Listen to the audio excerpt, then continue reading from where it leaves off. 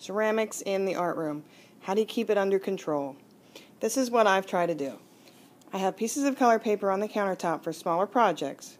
As the students finish, they are set there on their names, the teachers' names, so that they can dry, and then I can return them to the same spot when they're ready to be glazed. Back 100 years ago, I used to work in a bakery, and I collected all these little butter dishes, and I found these are the best way to store wet projects from one class to the next. As long as the students put the lid on nice and tight, we don't have to worry about things drying out. If you come down a little farther to my countertop, you're going to see my glaze collection. I know it looks ridiculous, but I have not purchased any glazes in several years.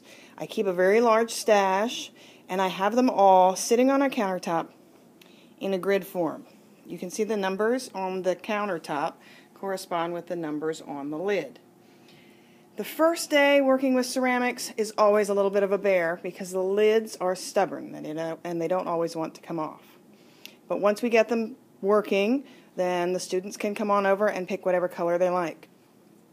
I don't have my glaze chips on the top of the bottles because the best way for me to open them when they're getting stuck is to just give them a quick rap on the ground to try and loosen up all that dry glaze. What I use for my glaze chips is this nice little glazing chart.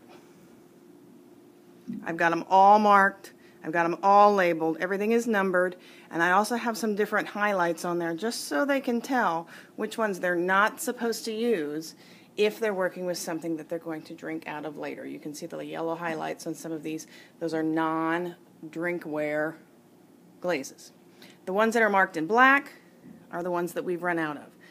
And what I say is, if we've run out of a color that you think you need, I'm sure you're going to be able to find in their selection, because look, we have at least 16 different color blues that they can choose from. There's always a way around the color. They don't have to worry about just not having that exact one. This is how I handle ceramics in the classroom. I've got a couple of charts to remind them what to do with the bottles. Of course, as you can see, we've already had one drop and splatter all over the countertop, but that's just kind of how it goes. That's my method for dealing with ceramics. Good luck. Just jump right in. It'll be a lot of fun, I promise. Thanks for visiting me in the art room.